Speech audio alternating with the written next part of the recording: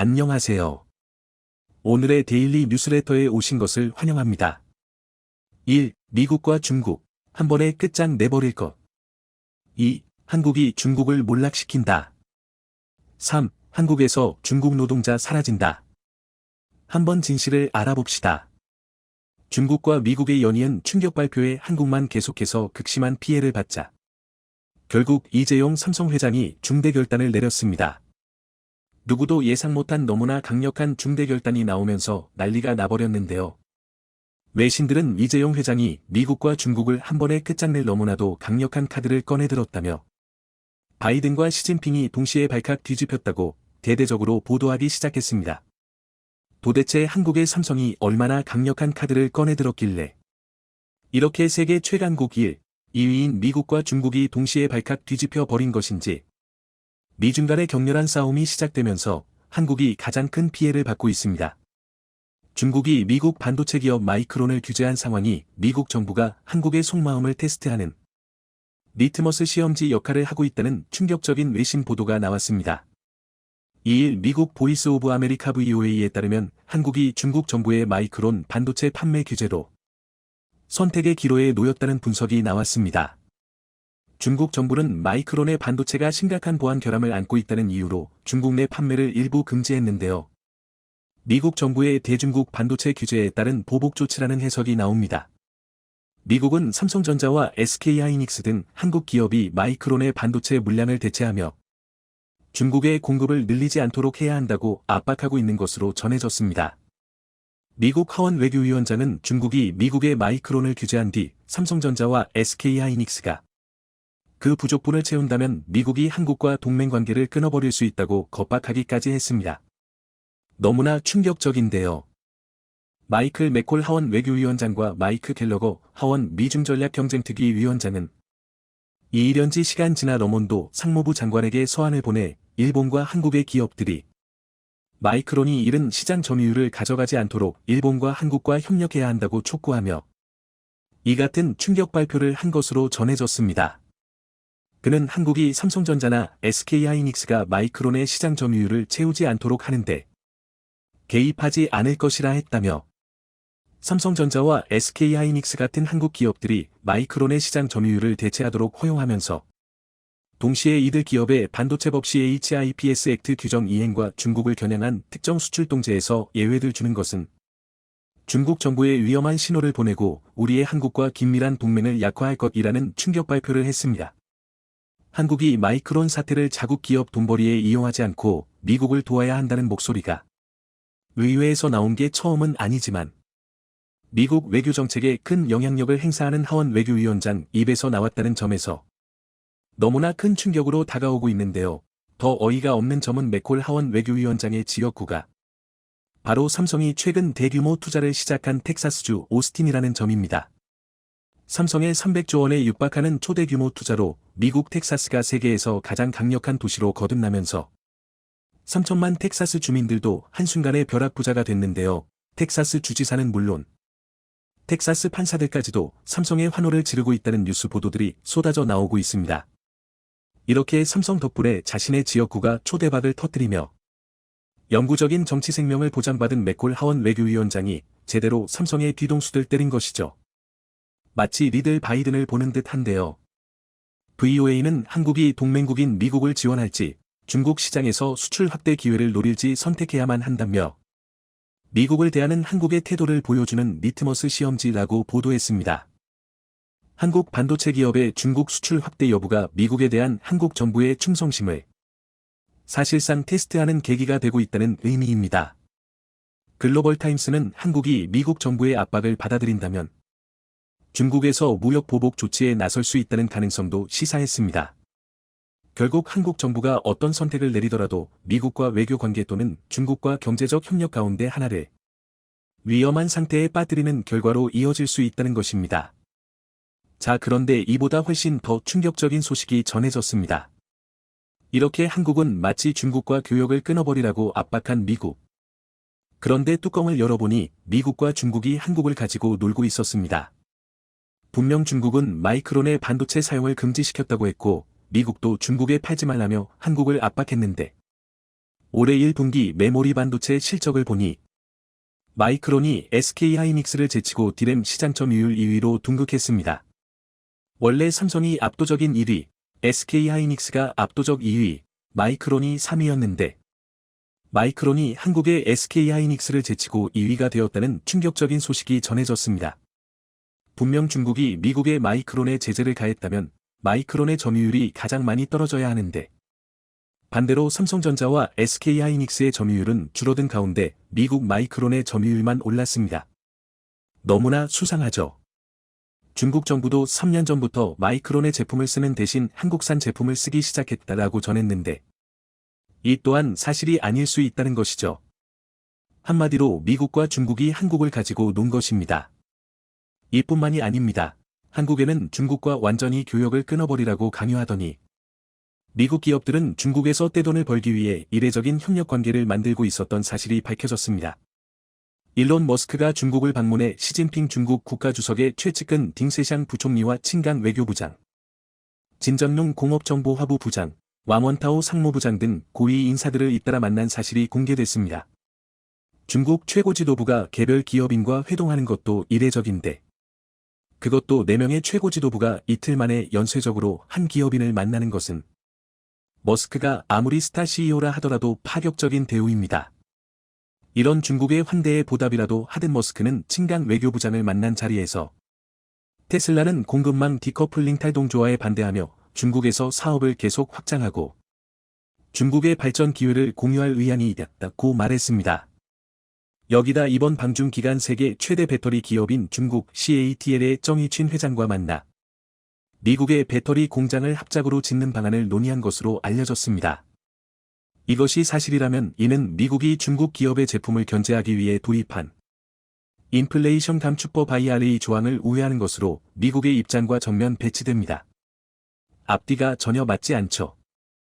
자, 그리고 더 충격적인 사실은 이렇게 한국에는 중국과 완전히 인연을 끊어버리라더니 미국 기업이 중국과 손을 잡는 충격적인 사례는 일론 머스크뿐만이 아니었다는 것입니다. 미국 최대 금융사 JP모건이 제이미 다이먼 CEO도 지난달 31일 중국을 찾았는데 첸지닝 상하이 당서기를 만나 해외 기업이 상하이에 투자할 수 있는 다리 이 역할을 JP모건이 하겠다고 말했습니다.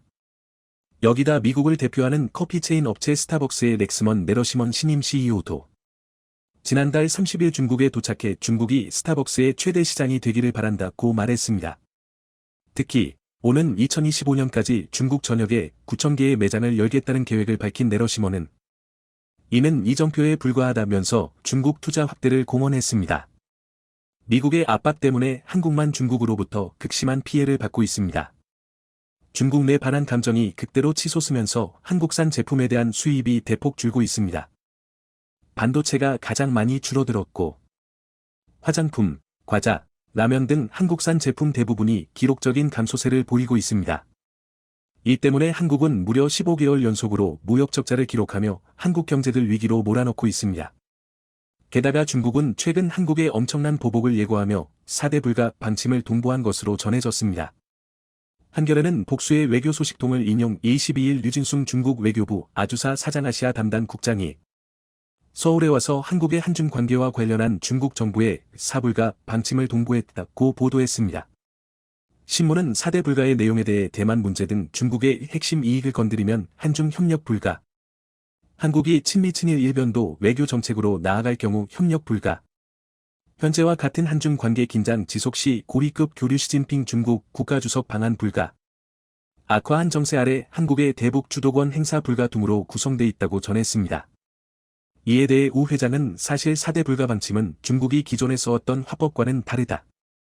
미국과 달리 중국은 자신들의 입장을 간접적이고 애매하게 말하는 경향이 있다며 그런 중국이 4대 불가를 들고 나왔다는 것은 그만큼 작정을 했다는 뜻이라고 풀이했습니다. 자, 그런데 대반전이 일어났습니다. 이렇게 미국과 중국이 한국을 못 잡아먹어서 안달난 이 충격적인 상황을 한방에 뒤엎을 엄청난 한방이 나왔습니다. 이재용 삼성전자 회장과 최태원 SK그룹 회장, 정의선 현대차그룹 회장, 구건모 LG그룹 회장. 이렇게 대한민국 4대 그룹 총수가 함께 베트남 하노이에 간다는 파격적인 소식이 전해졌습니다. 베트남 하노이에서 엄청난 것을 발표할 것으로 전해졌는데요. 일각에서는 한국의 4대 그룹, 삼성, SK, 현대, LG가 미국과 중국으로부터 더 이상 뒤통수를 맞지 않기 위해 중대 결단을 내린 것 같다며 중국에 있는 공장을 모두 베트남에 옮겨버릴 뿐만 아니라 미국에 수백조 원을 투자하려던 계획도 수정해 베트남에 지을 수 있다고 전했습니다. 베트남도 한국의 뒤통수를 잘 치는 것으로 유명하지만 베트남 국가 전체 수출 중 13을 삼성이 담당하고 있고 여기에 세계 최강 배터리 기업이 된 LG까지 베트남의 초대형 배터리 공장을 짓고 현대차와 SK까지 합세한다면 베트남 GDP의 70%를 한국 기업이 차지할 수 있습니다. 이렇게 되면 한국 기업 총수의 한마디에 베트남 경제가 천당과 지옥을 오갈 수 있기 때문에 한국의 뒤통수를 칠 수가 없겠죠. 베트남을 완전히 제2의 한국으로 만든 뒤 한국의 이익 극대화를 위해 베트남을 쥐락펴락하겠다는 것입니다. 중국의 1대1로 주변국들이 경제 위기에 빠지며 급기야 붕괴에 직면하는 최악의 상황이 벌어지고 있습니다. 작년엔 중국의 진 막대한 외채 때문에 경제난에 시달린 스리랑카에선 시위대가 대통령궁을 그런데 현재 스리랑카와 같은 상황인 즉 중국의 진 빚의 함정에 빠진 곳이 10여 개 국가에 달하면서 이들 모두 빈곤의 나락에 빠졌다는 충격적인 소식이 전해졌습니다. AP에 따르면 파키스탄, 잠비아 등 12개국 대부분이 외채의 절반 이상 중국 채무였으며 정부 세수의 3분의 1 이상을 애티부채 상환에 쓰는 것으로 드러났습니다. 하지만 최근 중국 내 경제 상황도 하루가 다르게 심각해지고 있는데 심지어 중국 경제가 몰락하고 있다는 여러 가지 신호들까지 포착되고 있는 상황입니다. 그런데 이 상황에 한국이 중국 몰락을 더욱더 가속화시키고 있다고 하는데 중국 경제를 둘러싸고 각종 대내외 악재가 겹치고 있는 가운데 중국이 빚더미에 가라앉을 엄청난 위기에 빠졌습니다. 재정 상황이 어찌나 심각한지 중국 지방정부가 3경 원이 넘는 부채로 인해 난방조차 제대로 공급하지 못할 정도라고 해 그야말로 충격을 줬는데요. 블룸버그에 따르면 최근 골드만삭스가 추산한 중국 지방정부 부채는 23조 달러, 약 3경 원이 넘어서는 것으로 드러났습니다. 실제로 중국 헤이롱장성 허강시는 재정위기로 지역사회까지 불안감에 휩싸였는데 이곳은 주력 산업이었던 석탄산업 몰락과 팬데믹, 부동산 위기가 겹쳐 재정이 급격히 악화됐습니다. 결국 허가는 재정 수입의 2배가 넘는 부채를 견디다 못해 재정 긴축에 들어갔고 그 결과 기반시설 운영에 지장이 생겨 겨울 내내 난방을 하지 못할 처지에 이르렀는데요. 그런데 더 큰 문제는 중국 내 다른 도시들도 수년 안에 허강처럼 될 거라는 전망입니다. 실제로 미국 싱크탱크 매크로폴로는 중앙정부의 보증이 없다면 중국 지방정부의 3분의 2는 채무를 제때 변제할 수 없다는 게 현실이라고 지적했습니다. 여기에 더해 최근 중국의 숨겨진 채무가 급증하며 중국의 부채 비율이 또다시 역대 최고치를 경신했는데요. 중국 국가금융발전연구소에 따르면 중국의 1분기 말 GDP 대비 총부채 비율은 282%로 역대 최고치였던 작년보다 9%나 급등했습니다. 이 가운데 중국 기업의 부채 비율이 167% 기록하며 가장 두드러졌는데 이는 중국 지방정부의 숨겨진 부채 때문인 것으로 보입니다. 중국 지방정부의 자산을 담보로 인프라 투자 사업을 벌이는 LGFB의 채무는 현재 지방정부의 채무로 잡히지 않고 있어 눈속임을 하는 것 아니냐는 지적인데요. LGFV의 채무가 기업 채무로 분류되기 때문에 정부 부채 비율이 낮고 기업 부채 비율이 높게 나온다는 겁니다. 따라서 현재 여러 가지 수치로 드러나고 있는 것보다 훨씬 더 많이 중국의 부채가 상당할 것으로 보입니다. 그런데 심지어 중국 경제 중 가장 큰 부분을 차지하는 부동산 시장이 최악의 상황에 직면하면서 중국의 부채 폭탄은 언제 터질지 모르는 상황인데요.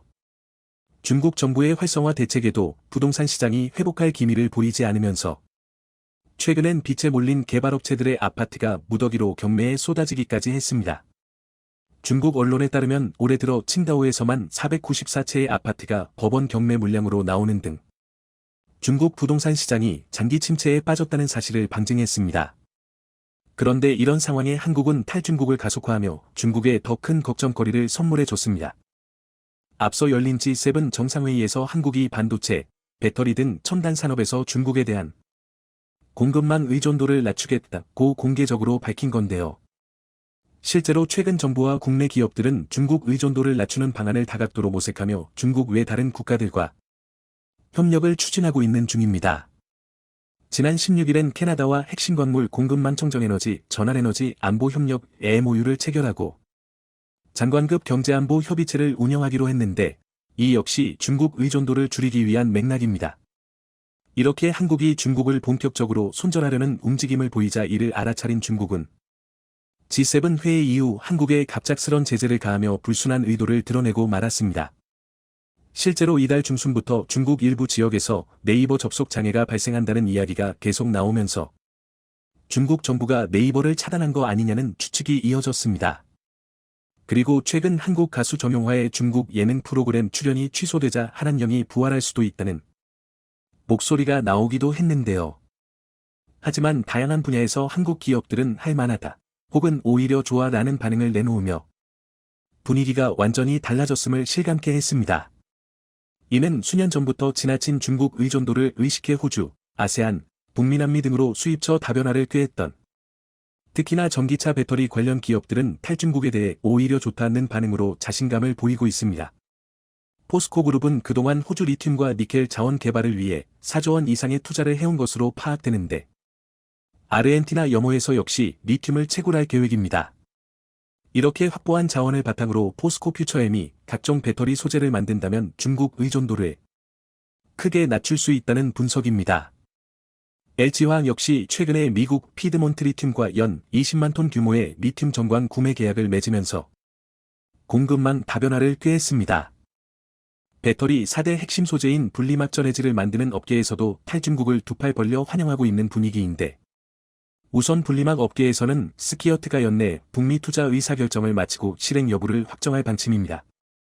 그리고 이렇게 미국 투자가 현실화하면 SKIET는 글로벌 3대 전기차 시장 모두의 분리막 생산 거점을 마련하게 될 전망입니다.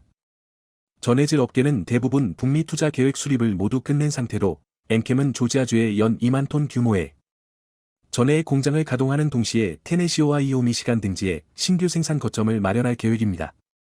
솔브레인과 동화기업도 내년 하반기부터 현지에서 전해액 생산에 나설 예정으로 솔브레인은 인디애나주에 생산시설 공사를 시작했고 동화기업은 상반기 중 테네시주에서 첫 삽을 예정입니다.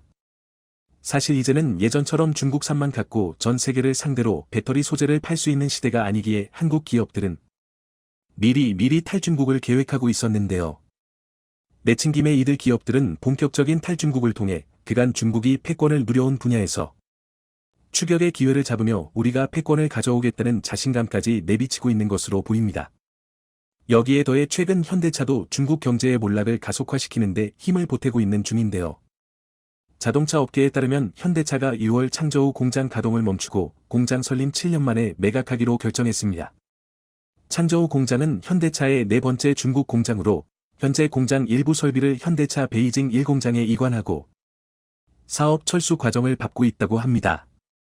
현대차 철수 결정 소식에 창저우 지역 주민들은 현대차 공장이 곧 문을 닫는다는 소문을 틀었다. 2016년 공장을 세울 때만 해도 사람들이 모두 기뻐했는데 문을 닫는다니 너무 아쉽다는 반응이 쏟아졌는데요. 하지만 현대차는 이런 현지 분위기에도 불구하고 냉정하게 중국 시장을 떠날 준비를 착착하고 있는 중으로 실제로 중국 내에 있는 나머지 공장도 거의 가동하고 있지 않다고 합니다. 현대차가 이렇게 냉철한 판단을 할 수 있었던 건 중국 판매가 아니어도 해외에서 아주 무섭게 폭풍 성장 중이기 때문입니다. 유럽과 미국의 완성차 업체들이 현대차를 의식할 정도로 자동차 업계에선 현대차가 전기차 혁신 기업으로 성장했다는 평가를 받고 있는데요. 최근 월스트리트 저널이 현대차는 어떻게 그렇게 쿨해졌나라는 제목의 기사를 낼 정도로 전기차 시장에 새로운 강자로 두각을 내고 있음을 방증했습니다. 월스트리트 저널은 저가 브랜드를 만들었던 현대차가 전기차의 혁신을 꾀하며 시장 1위인 테슬라를 정조준하고 있다며 찬사를 보냈습니다. 실제로 아이오닉 6는 얼마 전 미국 뉴욕에서 열린 자동차 전시회 2023 WCA에서 최고상인 세계 올해의 차와 함께 올해의 디자인, 올해의 전기차상을 받으며 테슬라의 아성을 위협하고 있는데요. 현대차가 1980년대 엑셀을 내세워 미국에 상륙했을 때만 해도 싼 가격으로 미국 코미디언들이 웃음거리로 삼았던 것과 확 달라진 엄청난 변화입니다. 또한 현대차는 세계 자동차 시장 규모 3위로 올라선 인도 시장에서도 엄청난 폭풍 성장을 이어가며 훨훨 날아오르고 있는데요. 실제로 인도 내 판매량이 꾸준히 늘면서 작년 현대차, 기아의 인도 법인이 벌어들인 순이익이 1조 원에 달하는 것으로 나타났습니다. 여기에 더해 현대차는 인도 시장을 철수한 GM 공장도 인수할 예정이라 절차가 마무리되면 현대차의 인도 현지 생산량은 연간 125만 대를 넘어서게 될 전망입니다. 심지어 현대차는 차세대 배터리 개발 투자에 나서며 글로벌 완성차 업체들의 꿈인 배터리 내재화에 성큼 다가서고 있는데요. 전기차 핵심 부품인 배터리 성능을 개선하고 원가를 절감하기 위해선 자체 배터리 생산 필요성이 제기되고 있는 만큼 이를 먼저 실현하고 있는 겁니다. 이 가운데 현대차가 주목하고 있는 건 리튬메달 배터리로 리튬이온 배터리보다 주행거리가 30% 길고 12분 만에 배터리 용량의 90%까지 충전할 수 있는 것으로 전해집니다. 이렇게 현대차는 미래차 1등 기업으로 도약하기 위해 하나하나 단계를 밟아가고 있는데요. 이쯤 되면 조만간 중국이 탈중국을 꾀하고 있는 한국 기업들을 향해 돌아와 달라고 목 놓아 울부짖을 것 같습니다. 한국의 출입국 외국인 정책본부에 따르면 국내 체류 중인 외국인들 중 불법 체류자의 수가 40만 명을 넘어선 것으로 조사되어 전 국민이 충격에 빠졌습니다. 최근 몇 년간 국내 불법 체류자의 수는 급증하여 연간 10만 명 이상이 증가하고 있습니다. 이들은 불법적으로 한국에 체류하며 다양한 범죄를 저지르고 국민들에게 피해를 주고 있습니다. 한국 정부는 이러한 문제에 대해 여러 차례 대책을 시도해왔으나 상황이 개선되지 않아 이제는 강력한 대책을 취하고 있다고 합니다. 이에 대해 중국인 불법 체류자들은 한국에서 1에서 2년만 일하면 중국에서 집 한 채 살 만큼 벌 수 있었는데 이제는 그럴 수가 없다며 후회하고 있다고 합니다. 최근 국내에 거주하는 외국인 불법 체류자 수가 급증하면서 그들이 저지르는 극악무도한 소식도 끊이지 않고 들려오고 있습니다. 이에 외국인 밀집 지역에 거주 중인 시민들의 불안감은 나날이 높아지고 있는데요. 법무부 출입국 외국인 정책본부의 9월 말 집계에서 국내에 체류하는 외국인 가운데 자격을 갖추지 못한 불법 체류자의 규모가 무려 40만 명을 넘어선 것으로 파악되며 전 국민이 충격에 빠졌습니다. 한 달 새 무려 4천여 명이나 증가했는데요. 최근 몇 년간 국내 불법 체류자 수는 급속도로 늘어나며 연간 10만 명가량 증가해왔습니다. 그들은 돈을 더 벌어가기 위해 불법 체류도 마다하지 않으며 한국에서 온갖 난동을 일으키고 있습니다. 특히나 중국인 불법 체류자들이 공무원을 사칭하는 대담한 수법까지 이용해 XXX를 저지르며 전 국민을 공포로 몰아넣었는데요. 최근 해당 중국인 불법 체류자 2명이 각각 징역 12년과 10년을 최종 선고받았다고 합니다. 이들은 지난해 9월 18일 제주시에서 중국인 불법 체류 여성을 강제로 차에 태우고 현금 200여만 원을 빼앗았습니다. 특히나 피해 여성이 불법 체류자라는 점을 미리 알고 공무원을 사칭해 법무부에서 체포하러 왔다며 거짓말을 하는 등 철저하게 계획적으로 접근한 것임이 밝혀지며 모두를 경악하게 했는데요. 이들은 피해 여성의 주거지 현관문 비밀번호를 알아낸 뒤 수납장에서 현금 225만 원을 훔치기도 했습니다. 심지어 이들은 피해 여성이 경찰에 신고할 수 없도록 했는데요. 피해 여성에게 XXX를 가하고 그 장면을 휴대전화로 활용해 압박했습니다. 경찰에 피해 사실을 알리거나 매달 50만 원을 보내지 않으면 염삼을 유포하겠다고 했다고 합니다. 피해 여성 역시 불법 체류자 신분이다 보니 자신의 신분이 드러날까 봐 바로 경찰에 신고하지 못했는데요. 계속해서 전전긍긍하던 그녀는 겨우 용기를 냈고 같은 달 30일 경찰에 피해 사실을 알렸습니다. 수사에 착수한 경찰은 사흘 만인 그해 10월 3일 탐문과 잠복 수사 끝에 한바탕 추격전을 펼치며 이들을 붙잡았습니다. 지난 4월 1심 재판부는 A씨에게 징역 12년, B씨에게 징역 10년을 선고하고 10년간의 신상정보 공개 고지, 5년간의 아동 청소년 관련 기관 및 장애인 복지시설 취업 제한을 명했습니다. 이후 검찰이 양형 부당을 이유로 항소했고 이어서 A씨가 상고했으나 모두 기각되며 A씨의 형량은 징역 12년, B씨의 형량은 징역 10년으로 최종 확정됐습니다. 중국인 불법 체류자들이 문제를 일으켜온 것은 한두 번 일이 아닙니다. 그들의 위협은 해가 갈수록 폭증하며 전 국민을 공포로 몰아넣고 있는데요. 한 중국인 불법 체류자는 지난 2019년 무비자로 제주도에 들어온 뒤 기간을 어기고 계속 머물다가 올해 4월 28일 경찰에 붙잡혔습니다. 제주 출입국 외국인청으로 인계된 그는 청사 내부 천장 에어컨 등 물건을 부수고 출입국청 직원의 귀를 물어뜯으며 난동을 부렸는데요. 그는 유치장에 수감된 이후에도 난동을 멈추지 않았습니다. 경찰관의 팔 부위를 깨물고 교도소 내부 화장실 변기 바닥과 CCTV 등 2천만 원 상당의 공용 물품을 손상했습니다. 어이없게도 그는 자신의 행위가 정당하다고 주장하며 첫 재판에서부터 국민참여재판을 희망했습니다. 고가 부당한 체포 과정에서 빚어진 사안이며 분노조절 장애로 인한 심신미약 상태임을 주장하면 충분히 정상 참작이 가능할 것이라는 판단하에 국민 정서에서 벗어나지 않는다는 방어권을 강조한 것으로 보입니다. 결국 재판부는 국민참여재판을 받아들였고 해당 중국인은 국민참여재판을 통해 징역 4년을 선고받았습니다. 중국인들이 불법 체류를 하면서까지 그토록 한국에 집착하는 이유는 바로 돈 때문인데요.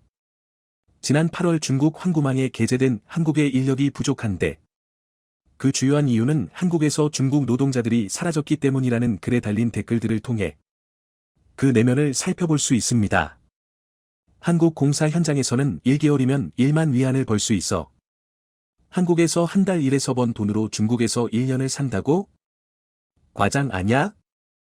주변 조선족들은 한국에 가서 한 달에 1만 위안 이상을 벌었어. 국내에서는 한 달에 몇백 위안을 받던 시절이었지. 2년이면 집 한 채를 살 만큼 벌 수 있었던 거야. 이에 중국인 불법 체류자들은 뒤늦게 후회하며 한국에서 일해서 2년만 벌면 중국에서 집 한 채 살 만큼 벌 수 있었는데 지금은 그럴 수가 없다며 땅을 치고 있다고 하죠. 한편 그간 여러 차례 반복되어 온 문제 상황에 더 이상 두고만 볼 수 없었던 한국 정부는 강력한 칼을 빼들었다고 하는데요. 사실 우리 정부는 지난해 6월부터 불법 체류자 근절을 위해 자진 출국하는 불법 체류 외국인에게 범칙금 납부 입국 금지면 제90일짜리 단기 방문 시 -3단수 비자를 발급하는 등 여러 가지 해결 방안을 내놓았습니다. 하지만 애석하게도 불법 체류율의 증가세는 단 한 차례도 꺾이지 않았죠. 이에 전문가들은 그 실효성에 대해 의문을 제기하기도 했는데요. 국내 한 대학의 교수는 1년여간 불법 체류를 해결하기 위해 다양한 처방을 내렸지만 결과적으로 증가세를 완화하는 데 아무런 영향을 미치지 못했다며 법무부의 해당 정책에 낙제점을 줄 수밖에 없는 이유라고 비판했습니다. 교수는 이어서 가장 큰 문제는 체류 외국인은 감소하지만 불법 체류자는 불어난다는 사실이라며 국내 외국인 5명 중 1명이 불법 체류자인 만큼 외국인 이민 정책을 펴나갈 때 들을 염두에 두지 않을 수 없게 되다고 덧붙였습니다. 결국 한국 정부는 더욱 강력한 카드를 꺼내 들 수밖에 없었는데요. 체류 기간이 지났는데도 본국으로 돌아가지 않은 불법 체류자들을 검거해 강제 출국 조치했다고 합니다. 최근 제주에 무사증으로 입국해 체류 기한을 넘겼거나 불법 취업 중이던 외국인들이 무더기로 적발됐습니다. 법무부 제주출입국 외국인청은 체류 기간이 지나고도 제주에 머물고 있는 필리핀인 3명과 중국인 8명 등 모두 11명을 출입국관리법 위반 혐의로 검거했다고 밝혔는데요. 특히 중국인 8명은 2018년, 2019년 무사증 제도를 통해 제주도에 입국한 후 지금까지 도내 음식점과 리조트 등에서 불법 취업을 해온 것으로 드러났습니다. 제주출입국 외국인청은 이들 중국인 8명을 강제 퇴거 조치했으며 불법 고용한 고용주에 대해서는 통고 처분했습니다. 한편 현재 한국 고용시장에서의 수급 불균형은 심각한 수준인데요. 한국에 머무는 중국인 노동자들의 숫자가 눈에 띄게 줄어들며 일부 국민들은 환호하고 있는 반면 불법 체류자의 저임금에 절대적으로 의존해왔던 저임금 산업은 채용에 어려움을 겪고 있다고 합니다. 고용노동부에 따르면 기업들이 적극 채용을 추진했음에도 채용하지 못한 일자리가 1분기 기준 17만 4천 개로 지난해 같은 기간보다 70% 급증했다고 하는데요. 채용의 어려움으로 인해 음식점, 공장, 건설 현장 등의 인력을 파견하는 취업 알선기관들은 직격탄을 맞고 있다고 합니다. 그로 인해 연초부터 서울 대림동에 있는 80여 개의 직업소개소 중 10개 이상의 업소가 문을 닫았다고 하죠. 이러한 현상에 대해 일부 분석가들은 한국 내 외국인 노동자 수가 급감했으며 특히 한국에서 일하던 중국인 노동자 중 상당수가 중국으로 돌아간 후 한국으로 되돌아오는 경우가 적어졌기 때문이라고 분석했습니다. 한 브로커는 중국인 노동자들에게 설을 쇠고 다시 한국에 돌아와 달라고 간청했지만 아무도 오지 않았다고 전했는데요. 일자리를 구하지 못해 애원해왔던 과거 중국인 노동자들의 모습과는 극명하게 대비되는 모습이었습니다. 한 중국인 노동자는 예전에는 한국에서 한 달 동안 번 돈을 가지고 중국으로 돌아가면 1년을 살 수 있을 정도로 양국 간의 소득, 물가 차이가 엄청났지만 요즘은 예전 같지 않아서 한국에 가는 걸 꺼리게 된다며 한국으로 돌아오지 않은 이유를 밝혔습니다. 과거와는 극명하게 달라진 중국인 노동자들의 인식을 앞서 언급했던 중국 황구망에 게재된 글의 또 다른 댓글을 통해 살펴볼 수 있는데요. 이전에는 한국 돈 1만 원이면 80위안이었는데 지금은 50위안. 차이가 너무 극심해. 지금 중국은 부자가 될 수 있는 길이 많아 노력하면 반드시 행복한 삶을 살 수 있다. 한국과 중국 돈의 가치가 예전과 극심하게 달라졌습니다. 과거와는 달리 발전하고 있는 중국의 현재 모습에 중국인 노동자들의 자국에 대한 자부심 역시 뒤졌는데요. 또한 중국인 노동자들은 자신들보다 앞선 선진국 한국에서 일하며 얻었던 경험과 자산을 토대로 자국에서도 성공할 수 있다는 자신감을 얻을 수 있었습니다. 영상이 도움이 되셨다면 구독과 좋아요 부탁드리며 오늘도 감사합니다. 최고로 멋진 하루 보내시길 바랄게요.